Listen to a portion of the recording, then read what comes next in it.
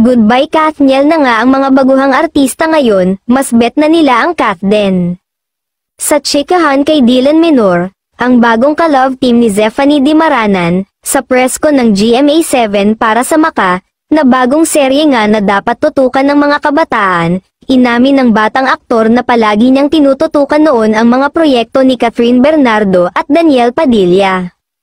Pero wala na ngayon, pero nandyan naman ang Kathden, sina Catherine at Alden Richards, syempre, suportado natin sila sa bagong movie nila, ang Hello Love Again. At sila na rin ang peg namin ni Zephanie chika ni Dylan. Gaano na ba katagal magkakilala sina Dylan at Zephanie?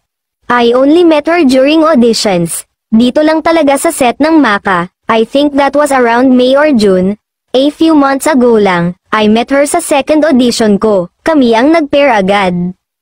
No expectations talaga na magiging kami ang love team or partner, ang ginawa ko lang noon, binigay ko ang best ko, pinakita ko lang ang talent na meron ako.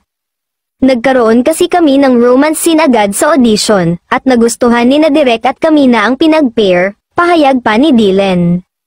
Aminado naman si Dylan na kinikilig talaga siya kay Zephanie lalo na noong gumawa sila ng TikTok content.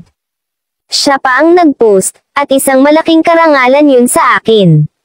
Sabi ko nga sa comment, isang malaking karangalan na nakasama ko siya sa cover, and hopefully, sana magkaroon pa kami ng maraming collab, sipa ni Dylan.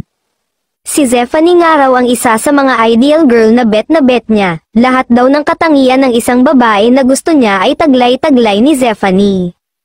Pasok talaga lahat, personality, traits niya, very talented pa, so, ideal girl talaga siya, pero no naman, hindi naman nagmamadali, happy kami kung ano lang ang meron ngayon, sabi na lang ni Dylan, pero sa totoo lang, ang lakas din magpakilig ni Dylan at Zephanie, na bagay rin talagang magka-love team, marami naman ang tumaas ang kilay na nagsabing malabong mapantayan ang Kathniel ng kapuso love team na ito.